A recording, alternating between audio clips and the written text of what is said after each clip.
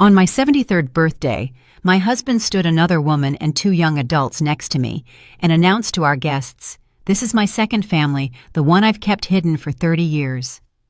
My daughters stared at him in horror, but I simply smiled, handed him a small box, and said, "I knew.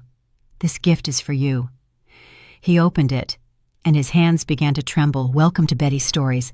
I share new life stories here every day, and I'd really appreciate it if you hit subscribe and liked my video. Now let's jump back into my story. I'm sure you'll love it if you keep listening till the end." The morning of my 73rd birthday smelled of freshly brewed coffee and the geraniums in my garden. The air was still cool, almost dew-soaked, before the summer heat fully settled in. I woke up at 6 o'clock sharp, as always, without an alarm. The sun had just touched the crowns of the old oak trees, and its slanted rays drew long, gleaming lines across the floor of the glassed-in sunroom. I love this moment because the silence is still thick, untouched by the day's hustle. In moments like these, you think you can hear the grass grow. It was one of those rare hours when the world hadn't yet put on the mask of duty and false pretense that Jerome and I had worn for decades.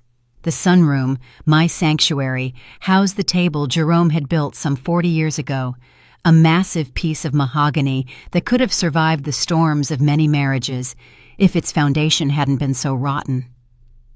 I looked out into my garden. Every shrub, every flower bed, every winding path, all of it had been conceived and tended by me. This house, our estate in Greenwich, Connecticut, was my never-realized concert hall.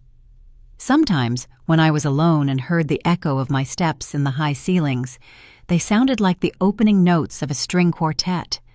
Long ago, in another life, I was a young, promising architect. I had the project of my dreams, a new convention center and concert hall right in downtown Manhattan. I was selected and received full funding. I remember the smell of the thick drafting paper, the scratch of the graphite pencil tracing the lines of a future marvel of glass and concrete. I could almost hear the acoustics, the silence of the empty hall before the first violin notes filled it. Back then I had a fire in me, a certainty in my abilities that was as clear and strong as a sunbeam breaking through crystal. The memory of the graphite on paper was especially sharp this morning. It was the eternal scar that reminded me of Jerome's biggest lie, the lie that our shared future would be grander than my personal dream. Then came Jerome with his first genius business idea, high-end manufacturing equipment imported from Europe that was going to make us rich. We didn't have the necessary money, and I made a decision. I liquidated the inheritance intended for my dream, for my future, and gave him every last dime. It was a rainy November day. The drops tapped against the windows of my small architecture office as I signed the transfer. I watched the light flicker in his eyes when I handed him the signed papers, a hungry, greedy light that I mistook for gratitude back then. He hugged me, holding me tight, and I felt the warm breath of his thanks on my neck. "You are unbelievable, Vivian," he whispered. "We're building something bigger. Something better for us." In that moment, I believed him because I loved him. My own signature felt like I was signing a contract with destiny itself, trading my own talent for his grand promise. It wasn't a sacrifice, I thought then. It was an investment in us. The business folded in less than 1 year, leaving behind only debts that my wise father quietly settled, and I remained here. Instead of a concert hall, I built this house, pouring everything I had into it, the remnants of my talent, all my strength, my unlived love for form and line. This home became my silent masterpiece, one that no one but me considered such.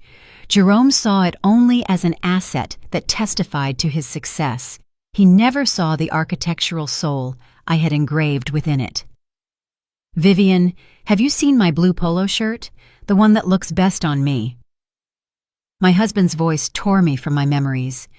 Jerome stood in the doorway, already in dress pants, a frown etched on his face, focused only on himself. Not a word about my birthday, not a single glance at the festive linen tablecloth I'd pulled from the cabinet yesterday. 73 years old, 50 years together. To him, it was just another Thursday. His indifference wasn't painful. It was just a known fact now, as reliable as the sunrise. How many birthdays had I wished he would pause, if only for one moment, and look at me. Not the caterer, not the hostess, but the woman who gave him her life. "In the top drawer of the dresser. I ironed it yesterday," I answered calmly, without turning around. I knew he wouldn't notice the new tablecloth or the vase of peonies I'd cut at dawn. The peonies, whose heavy pink heads would tonight mask the offense of his revelation with their innocent scent. He had stopped noticing such things 3 decades ago. To him, I was part of the decor. Comfortable, reliable, familiar, like this armchair, like this table, the foundation. He loved that word. "You're my foundation, Vivian," he'd say sometimes after his 3rd glass of cognac. He had no idea how right he was. He had used that foundation to erect his own dual life upon it without ever wondering if it would collapse under the weight. The phone rang. My eldest daughter, Shanice. I felt the metallic churn of the disappointment I'd been nursing for 1 year, since finding out Jerome had not only another woman, but 2 grown children. Shanice, my daughter who resembled Jerome in such a convenient way. "Hi, Mom. Happy birthday. Listen, we're stuck in traffic coming into Greenwich. It's terrible. Could you please start the food already? We don't want to arrive and nothing be ready. And watch Dad make sure he doesn't drink too much before we get there. You know how he is." She spoke fast, in an irritated tone, as if my birthday was another bothersome obligation on her packed calendar. I wasn't the birthday girl. I was the catering staff for the party held in my honor. In Shanice's voice lay the same self-evident expectation as in Jerome's behavior. She saw me as the immovable constant who keeps everything in order, who puts her own needs aside so that their lives run smoothly. She had learned to close her eyes to the irregularities, as long as she herself benefited from the convenience of the system. "Don't worry, Shanice. Everything will be ready." I hung up. I didn't feel a lump in my chest. That had happened long ago. There was only a quiet, transparent emptiness, like the air after a late summer rain. I discovered Jerome's double life 1 year ago through a stupid coincidence. A wrongly addressed hotel receipt fell out of his jacket pocket. First came the shock, then the rage, but only for 1 hour. After that came the strategy. I sat down at the mahogany table right here on the sunroom and called Mark Sterling, my father's old attorney. The realization wasn't painful. It was the bitter certainty that I had sacrificed my dream not just for a man, but for an empty suit. By 5 o'clock in the afternoon, the house was full of guests, old friends, relatives, Jerome's business associates. Everyone came, offered kind words to me, handed me flowers, and praised my apple pie and my garden. I smiled, accepted well wishes, and served homemade lemonade. I played my role, the happy wife, mother, and hostess of this grand welcoming estate in Connecticut. A role I had written and rehearsed for half a century. Today, however, I didn't just wear this role. I wore it like a heavy stage coat that I would soon take off. Every smile, every thank you, every filled lemonade glass was a farewell to the image they had of me. I looked into their faces and wondered how many of them concealed similar lies in their own flawless houses. Jerome was in his element.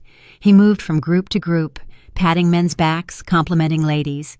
He was the center of this world, the master of the house. He spoke about his professional successes, about the lucrative deal he was about to close. He said, "My house, my trees," and no one contradicted him. No one knew that this house, as well as our apartment in the Upper West Side and all our savings, were registered solely in my name, at the insistence of my wise father. It was my silent, invisible fortress, my last bastion. My father had recognized Jerome's true nature decades ago, that lack of substance that had to be replaced by bragging. He hadn't saved me from love, but he had saved me from poverty. My younger daughter, Nia, arrived. She was the only one who didn't hug me out of duty, but really tightly. She looked me in the eyes and quietly asked, "Mom, is everything okay?" In that gaze was a deep, quiet empathy I hadn't felt in a long time. "Everything is good, darling," I smiled. She nodded, but her gaze retained a hint of fear. Naya always felt more than the others. She was my silent accomplice, the only one to whom I had revealed the truth piece by piece over 1 year.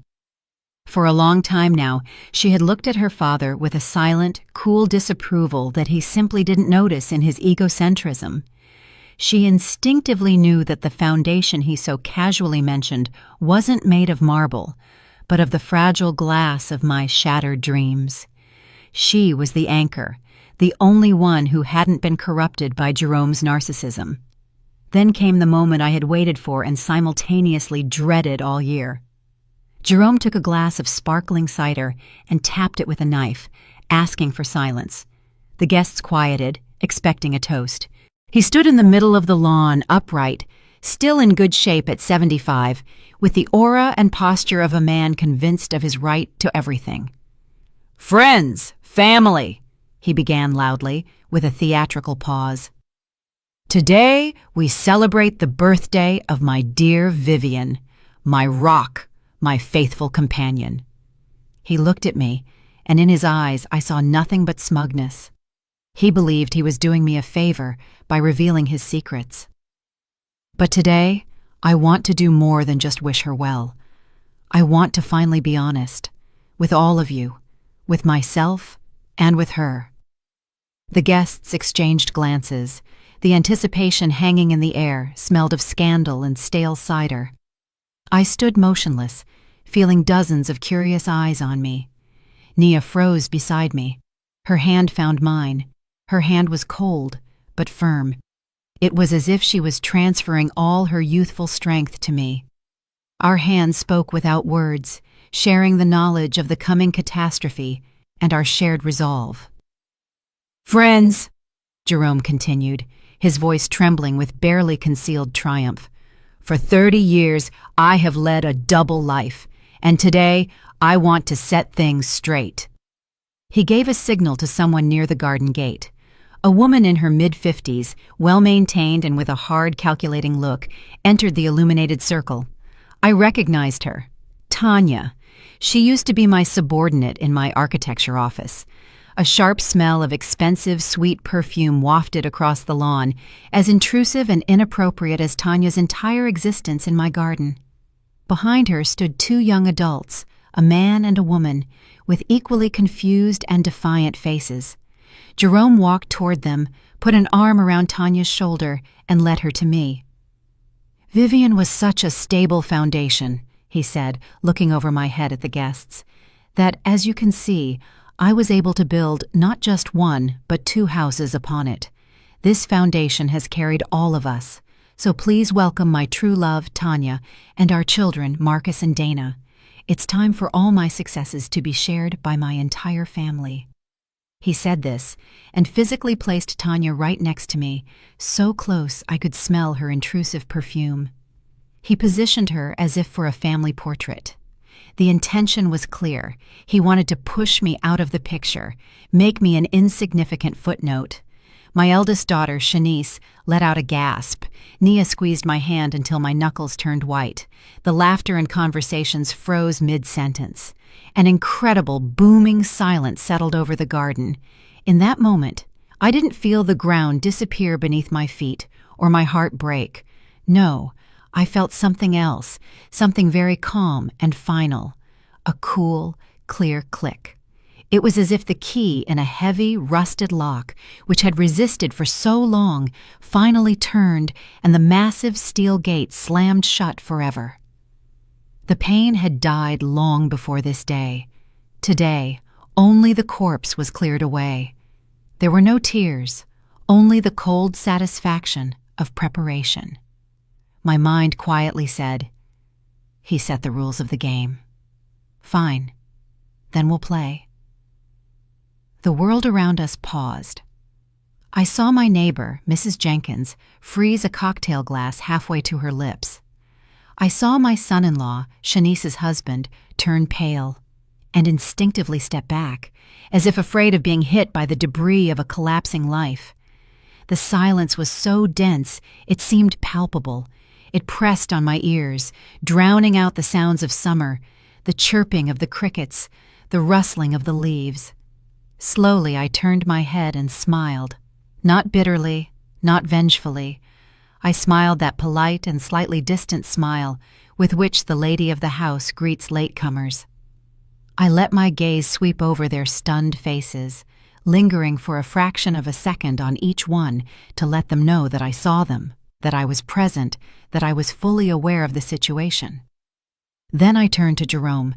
He still held Tanya's shoulders firmly. His face radiated smugness and the importance of the moment. He expected my reaction: tears, hysteria, a scene. He was ready to be the magnanimous victor soothing the losing party. He waited for the echo of his words that he was accustomed to, the humility of the defeated. He was completely unprepared for the silence. I walked to the small patio table where my gift for him lay, a single box tied with a navy blue silk ribbon. The wrapping paper was thick, ivory-colored, and unadorned, severely elegant. 1 year ago, when I found everything out, I had spent hours choosing that paper. It was important to me that everything was impeccable. I picked up the box. It was light, almost weightless. I returned to Jerome, who looked at me in confusion. "I knew, Jerome," I said. My voice didn't tremble. It sounded balanced and calm, perhaps a little quieter than usual. "This gift is for you." I handed him the box. He hesitated for a moment. His meticulously staged script had failed. This part wasn't in it.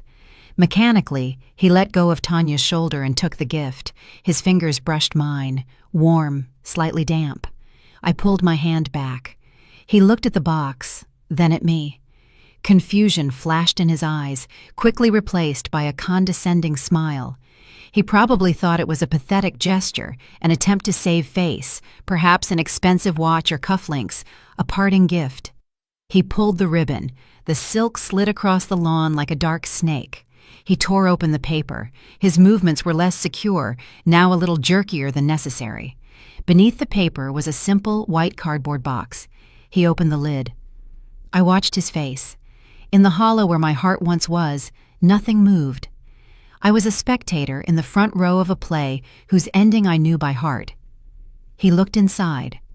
At the bottom of the box, on a piece of white satin, lay a single, plain house key, a perfectly ordinary key that smelled of fresh paint, and next to it, a thick sheet of paper folded 4 times.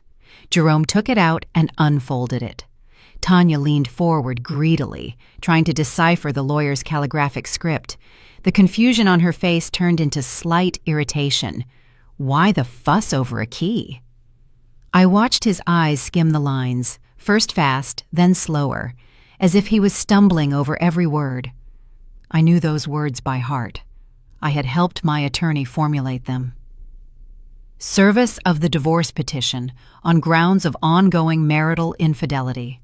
Based on sole ownership documents, immediate notification is given of the freeze on all joint accounts and assets. Access to the properties at the following addresses is prohibited. First, estate in Greenwich, Connecticut. Second, apartment at the Upper West Side, Manhattan. His left hand, holding the sheet, was the first to start trembling. A fine, barely noticeable tremor that traveled up to his shoulder. Then his right hand also began to shake. The paper rustled in his grip like an autumn leaf in the wind. He looked up at me. The smugness was gone. The triumph faded. Now, an aging, confused man with an ashen face stared at me. In his eyes was neither rage nor pain, only pure, primal astonishment. It was as if he had walked on solid, dependable ground his entire life, and it had suddenly opened up into an abyss beneath his feet. The guests murmured uneasily. It wasn't the drama they had expected. It was the sudden reversal of the balance of power that shocked them. He tried to say something, opening his mouth, but only a rough, soundless gasp escaped him. He looked at the paper again, then at the key. then back at me. He searched my face for an answer, a hint, a sign that this was some kind of cruel, ridiculous joke, but my face was a calm, impenetrable mask. I had spent 50 years concealing my true feelings.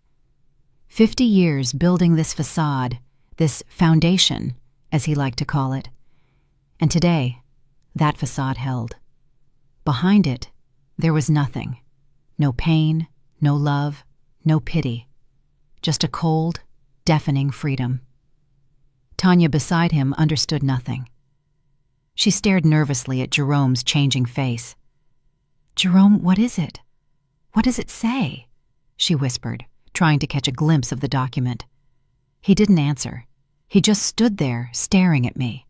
And his world, so comfortable, so secure, built on my life, my money, and my silence, collapsed live in front of all his friends and relatives. Tanya, finally seeing the papers, let out a soft cry as she deciphered the word account freeze.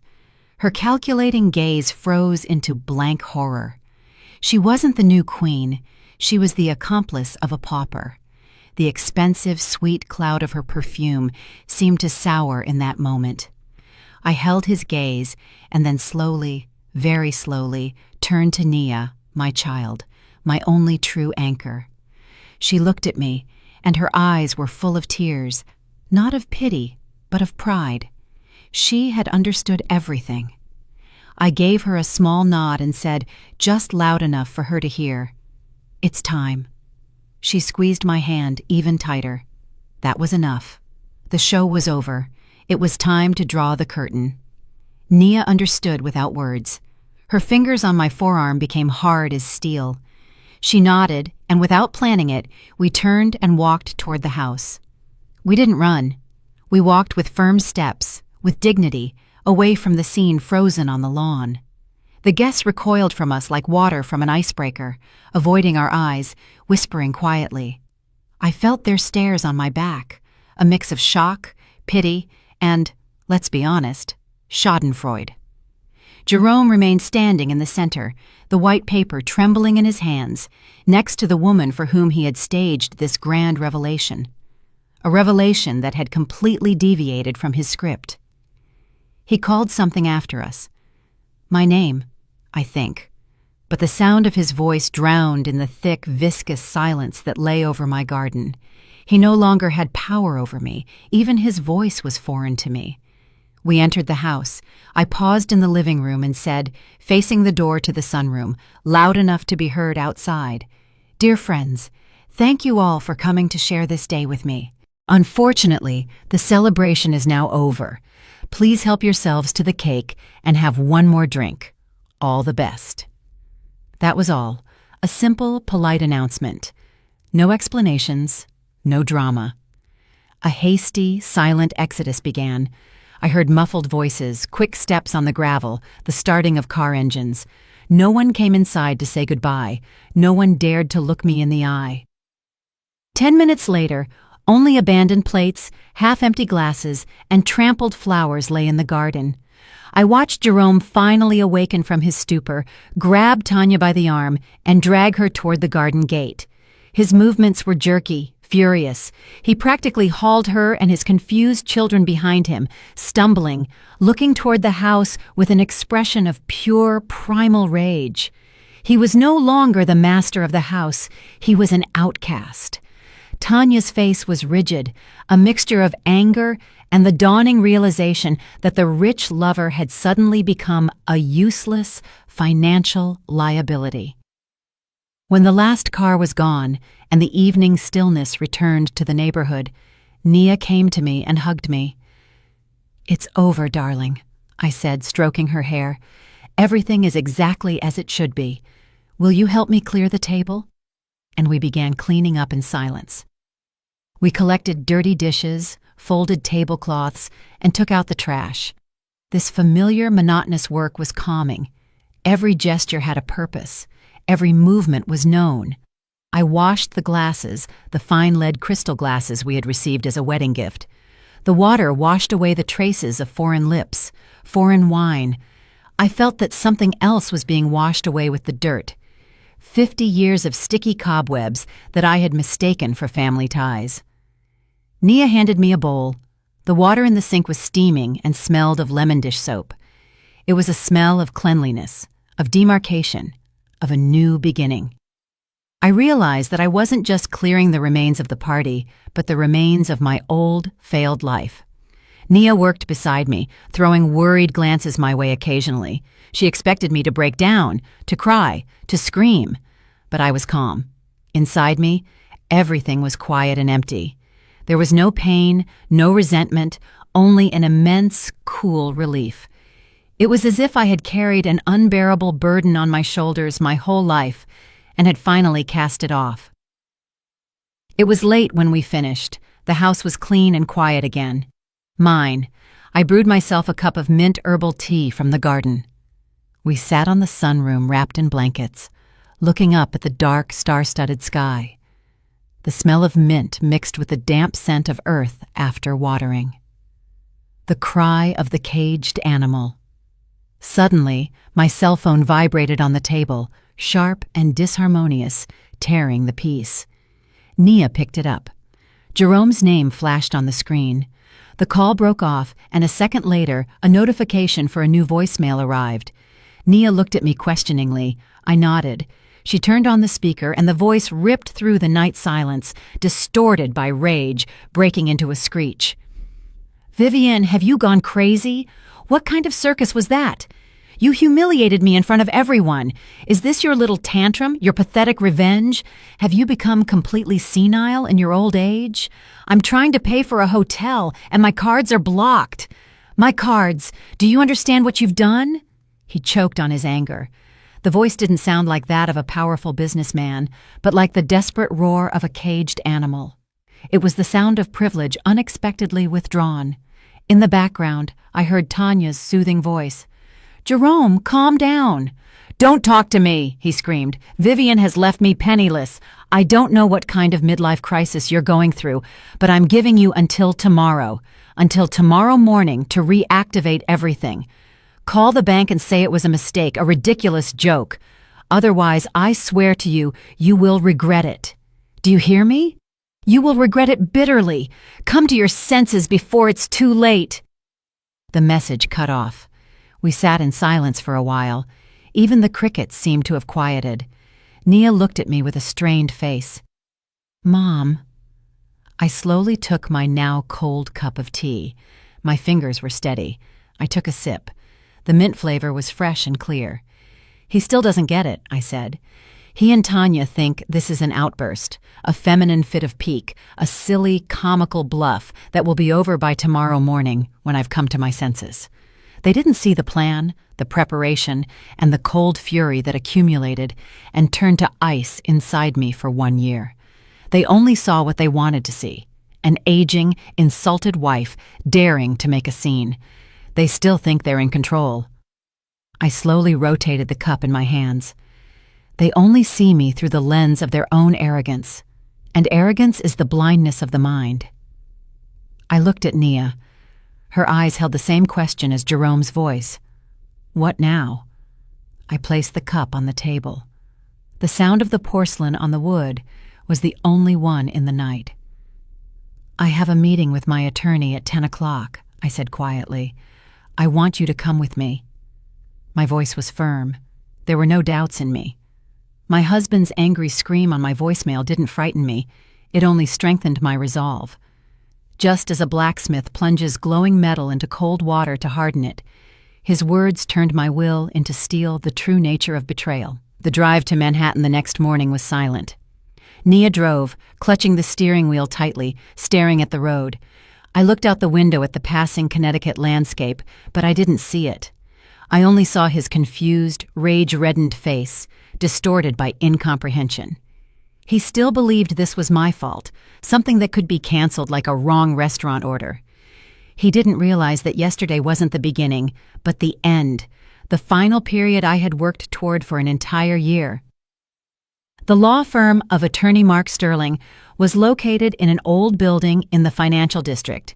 A heavy paneled door, the scent of expensive cologne and old books. Mark Sterling himself matched his office. Dignified, older, with an attentive, inscrutable gaze. He had worked with my father, which is why I sought him out. I knew I could trust him. He greeted us at the door, led us to a large table, and offered us coffee. We declined. "Well, Vivian," he began when we were seated, in a quiet business tone. "As agreed, all initial service was sent out, and accounts and assets are frozen. The process is underway. Has Jerome or his representation contacted you?" "There was a voicemail," I answered calmly.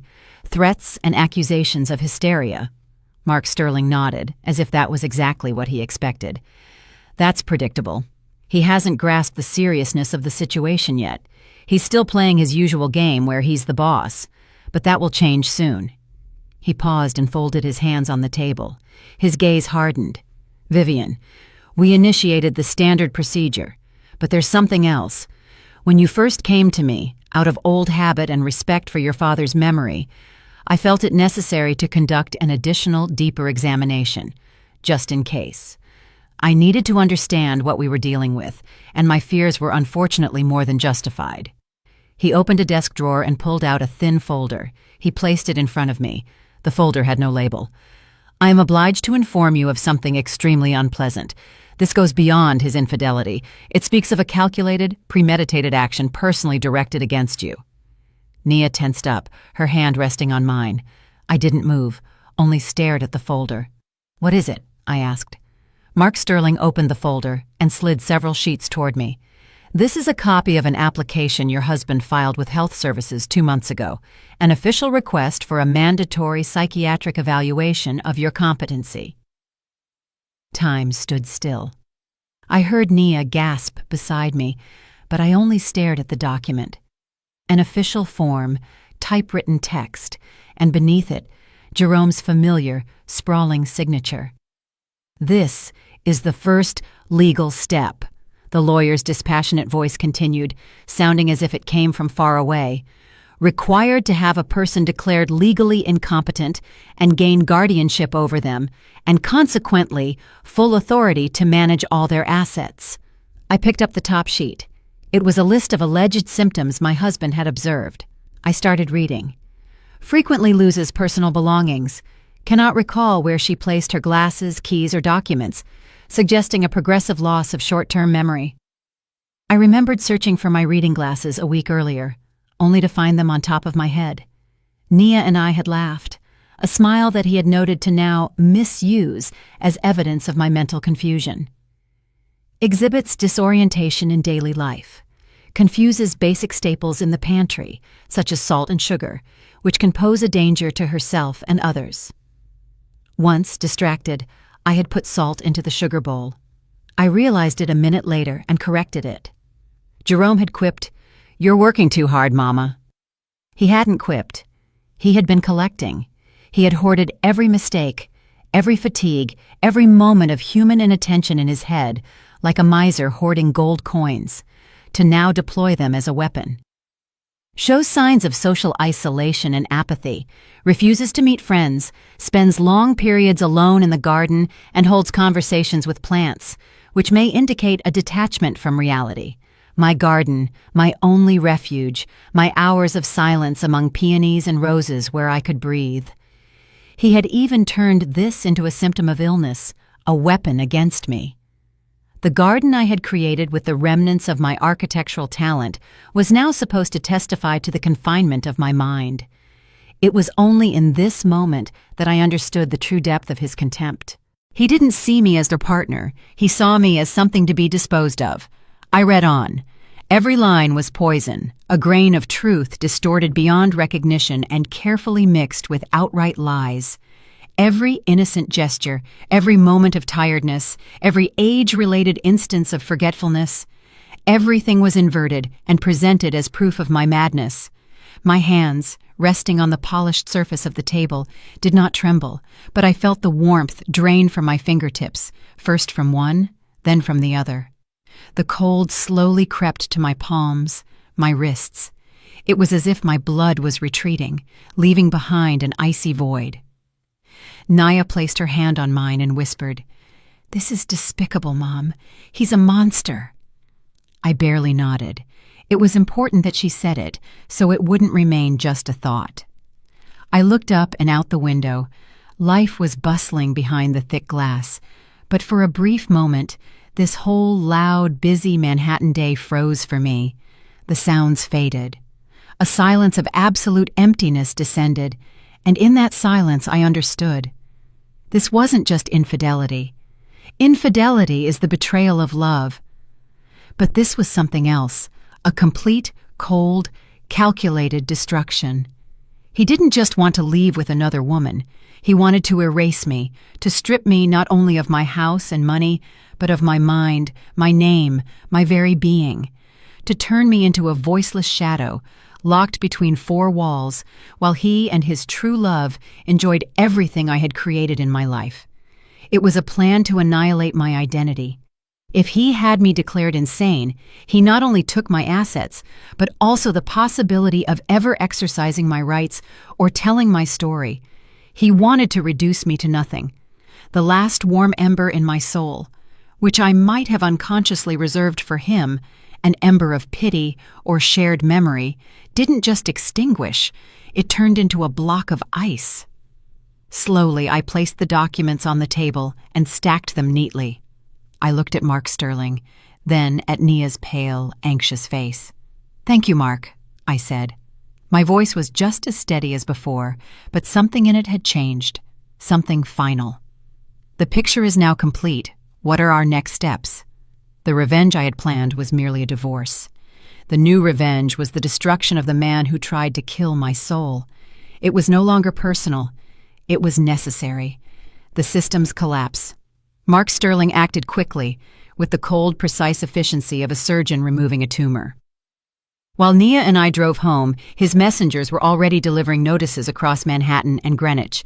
His assistants were already calling the banks. The mechanism I had prepared for so long and so carefully was set in motion with a single nod in his office. The first blow, as Mark later told me, hit Jerome where he least expected it. At breakfast, in an expensive hotel.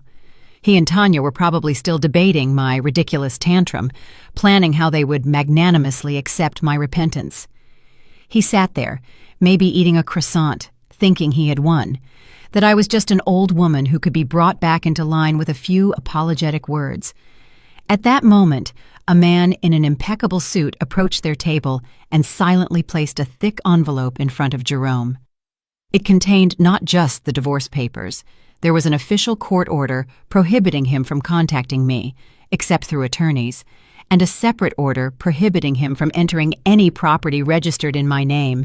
I can imagine him reading it, the condescending smile receding from his face, replaced by furious red splotches. He probably crumpled the paper, threw it on the floor, and shouted about an abuse of power and how half of it belonged to him. He still believed it. He believed that his 50 years of presence in my life automatically entitled him to everything I had acquired, built, and saved. The next step was a reality against which he crashed like a wave against a rock. They drove to the apartment in the Upper West Side. He probably intended to make a scene, kick in the door, and show who was in charge. Instead, he stood on the landing, inserting his key in vain into the shiny new lock. His key no longer fit. He could ring, hammer, or scream. The door remained silent. That door, which I had chosen 30 years ago, padded with dark leather, was now foreign to him, an insurmountable barrier. He probably hammered on the dark, cool leather he used to casually brush past. Tanya stood behind him, watching her foundation crumble to dust. Every useless key in his hand was proof of his impotence.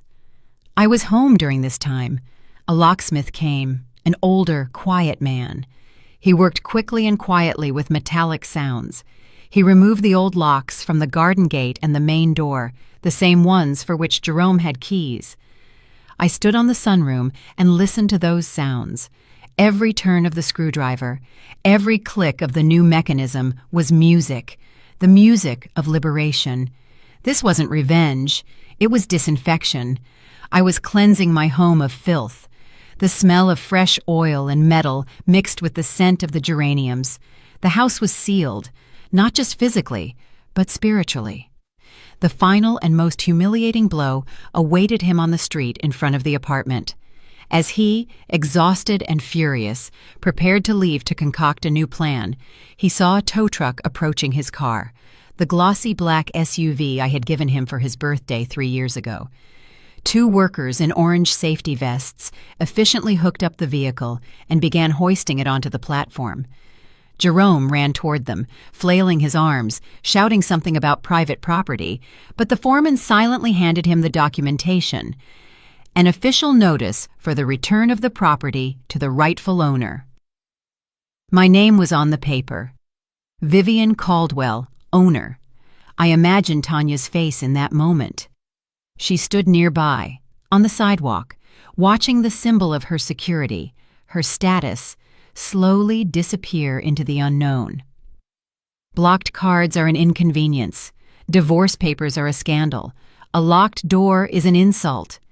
But when your car is towed away right in front of your nose, when you're standing on a Manhattan sidewalk, penniless, homeless, and without transport, that's when it dawns on you. In that exact moment, I am sure, her condescension gave way to fear. She looked at her husband, who was shouting in vain at the departing tow truck, and understood. She understood that they were not dealing with an insulted, weeping old woman, not with a victim that could be appeased and cheated. They had encountered something cold, quiet, and absolutely methodical. A silent executioner who didn't scream or threaten, but step by step cut off everything that connected them to their familiar world. The panic, I assume, came later that night. That sticky, primal panic of a person who suddenly realizes they own nothing.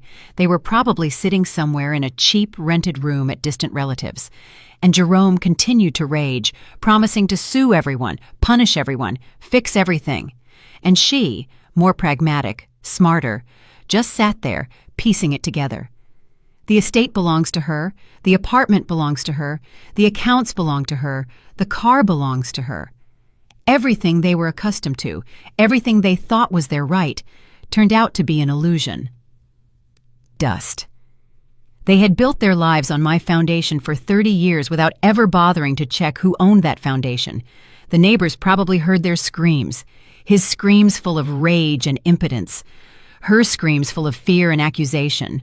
You said everything was under control. You promised she couldn't do anything. We should have acted sooner, Jerome, with the doctors, with the evaluation. These late, hysterical accusations testified to their deepest guilt. They had interpreted my kindness as stupidity and assumed that age and abandonment made me defenseless. They realized that the greatest danger lay not in confrontation, but in silence.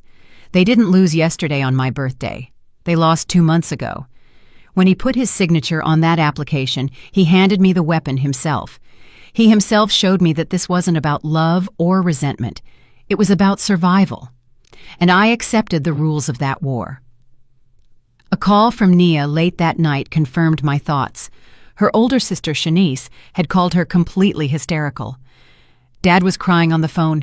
He's screaming that Mom has gone crazy, that you're manipulating her, that she kicked him out onto the street, left him penniless.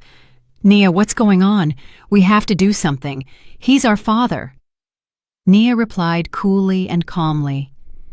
Where were you, Shanice, when he stood his mistress next to Mom on her own birthday? Where were you when he humiliated her in front of all the guests? Shanice stammered something unintelligible about the need to talk, that one couldn't do something like this. She saw not the depth of the matter, but only the disruption of the customary order of things for her father. For Shanice, the tragedy wasn't the 30-year lie, but the fact that she now had to take responsibility herself or leave her comfort zone. She wasn't defending her father, she was defending the system that supplied her. I took the phone from Nia. Shanice, I said quietly, don't worry, your father will be fine. He's just learning to live independently for the first time in 50 years. I hung up without waiting for her reply. I heard Shanice's sobbing break off, replaced by the sound of loud, angry dismay. That night, I slept deeply, as I hadn't in many years. I knew it wasn't over yet. I knew their panic would soon transition into a new phase, desperation. And a desperate person is capable of anything. I knew they would come, that they would try to break through the defense, that they would fight one last, dirtiest battle, and I was ready, but I wouldn't endure a siege. The life I reclaimed for myself shouldn't be lived in fear behind locked doors. On the third day after the attorney's visit, I decided I needed to go to the small market near the Metro North station. I had run out of fresh bread and milk. Nia offered to go for me, but I kindly declined. This was my town, my life, and I wouldn't hide any longer. The day was warm, smelling of dust and blooming jasmine. I walked without haste, enjoying the simple things. The sun on my face, the weight of the light shopping bag in my hand, the feeling of solid ground beneath my feet.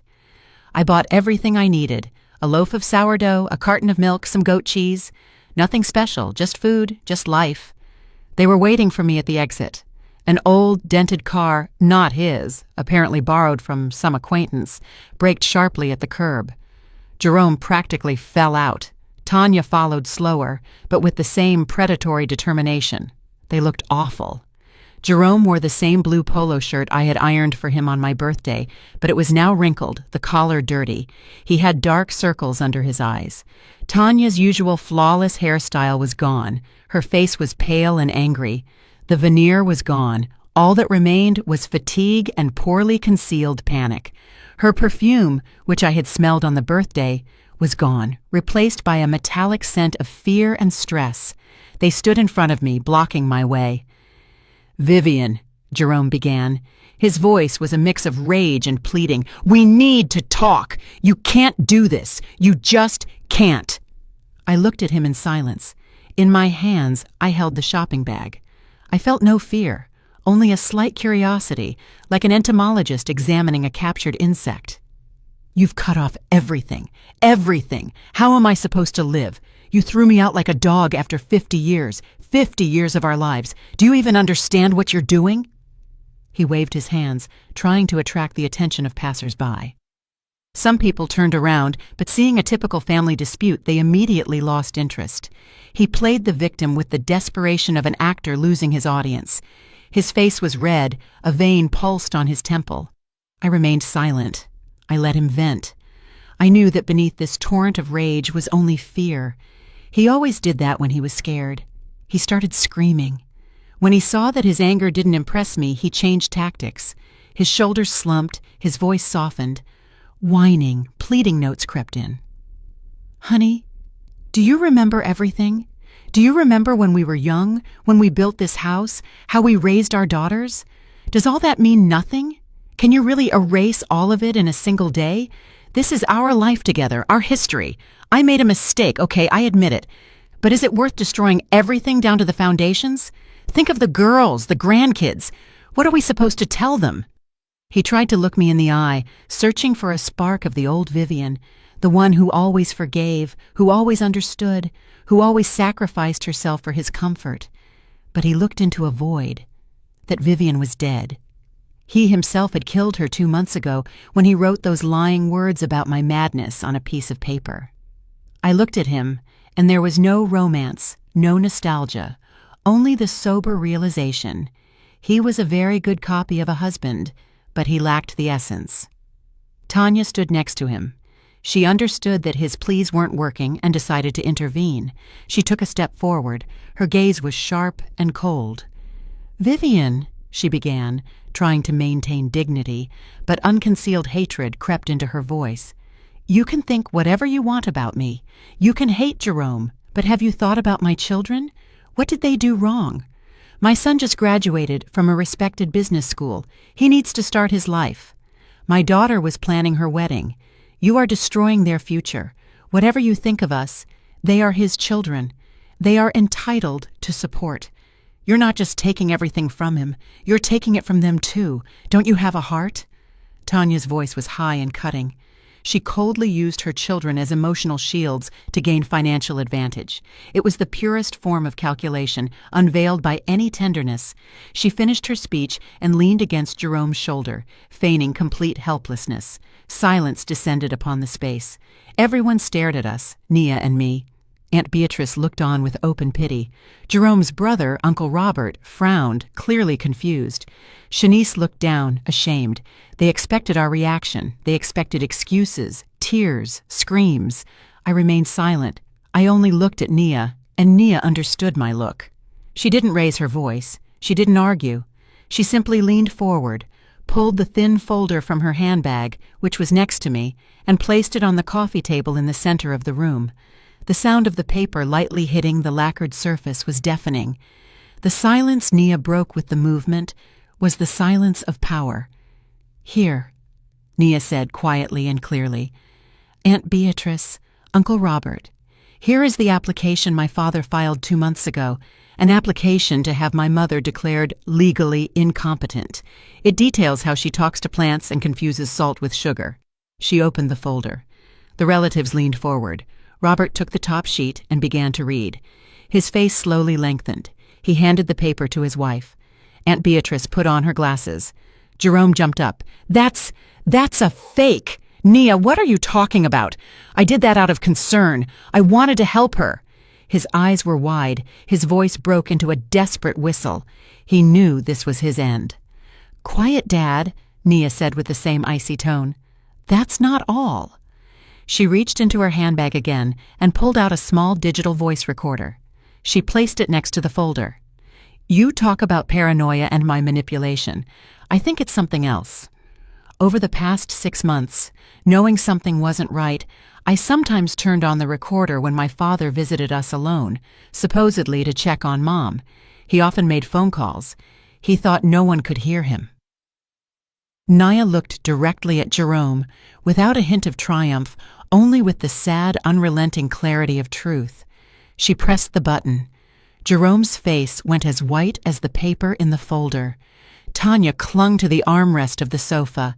From the small speaker came a voice, his voice slightly distorted but absolutely recognizable. "Yes, Tanya, listen carefully. Tomorrow, when you talk to the doctor, be sure to mention the thing with the glasses. Say she looks for them 3 times a day, and the keys thing is a classic. They'll swallow that." Pause. Sound of a lighter. "No, don't exaggerate. Consistency is important. Not once, but constantly. Say she's become apathetic, no longer interested in anything. That she sits in the garden all day. The more small, credible details, the better. We need to create a complete picture of a personality breakdown." I watched Jerome's brother slowly lift his eyes from the document and look at him with a gaze reserved for something truly abominable. That look from Robert, from his own flesh and blood, was the deepest condemnation Jerome had ever received. He suddenly smelled the cold calculation his brother had hidden for 30 years. Then Nia fast-forwarded the recording a little and pressed play again. And that one sentence rang out. Tanya's quiet, wheedling voice. "Jerome, are you sure this will work? It's taking so long." And Jerome's reply, tired, cynical, full of contempt. "Don't worry. A couple more months, and everything's ours.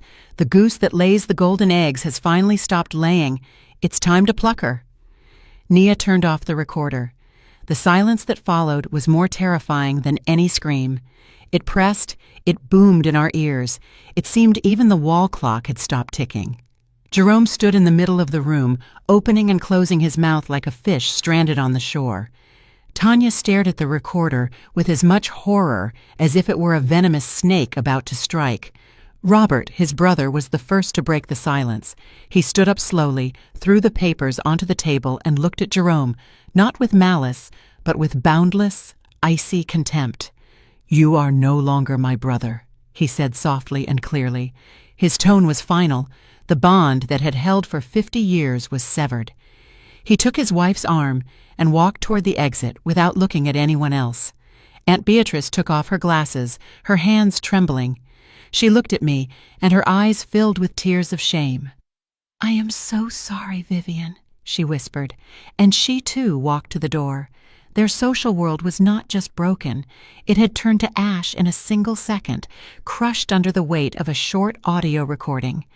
They remained alone in the middle of the room, amidst the ruins of their lies. Shanice wept quietly in a corner, her face buried in her hands. She had now made her choice. Or rather, the choice had been taken from her. Her loyalty to convenience was destroyed. Nia and I also stood up. I picked up my handbag. We said no word, simply turned and walked toward the exit, leaving them alone with their shame. We left Shanice's building into the cool night air. The door closed softly behind us, sealing the past. We didn't look back. We walked silently to Nia's car. We got in, and without a word, she started the engine. We drove through the lights of the Manhattan night, and the car was silent. But it wasn't the strained silence that had reigned in my daughter's apartment. It was the silence of relief, as if after a long, exhausting illness, the fever had finally broken, leaving only weakness and purity behind. It felt like I had finally awakened after years of deep sleep, only to find that the house that held me captive no longer existed. There were no further calls from Jerome or Shanice. No one else tried to reason with us or save them. Their world, built on a lie, had collapsed, and we were no longer a part of it. 6 months have passed. My new apartment is on the 17th floor. The windows face west, and every evening I watch the sunset behind the skyscraper peaks, painting the sky in incredible colors, from soft pink to burning crimson. There is no old, heavy furniture here that preserves the memory of tears and foreign resentment. Just bright walls, light shelves, and lots of air. In the first few weeks, the space felt too light, too free. I had become so accustomed to the weight of responsibility that the emptiness was almost dizzying. But the sun that kisses my walls every morning teaches me lightness. I sold the house quickly and without regret. The buyer, a young tech executive with a family, was thrilled with the garden. He said the house had a good soul. I smiled and thought he was right. The house indeed had a good soul. It had just grown tired of serving as a foundation and wanted to learn to fly. Selling the house was not a loss. It was a liberation. I let go of my beautiful but too heavy masterpiece to begin a new life. With the proceeds, I set up a scholarship for young, underprivileged female architecture students to nourish the dream I myself had given up. That is true justice, transforming the destruction of the old into an opportunity for the new. My days now belong only to me. On Wednesdays, I go to a ceramics workshop. I love the feel of the fresh, malleable clay in my hands. I don't try to create anything perfect. I simply allow the form to emerge on its own. The wheel turns, the clay obeys my fingers, and from a formless lump, a cup, a vase, or simply a whimsical figure emerges.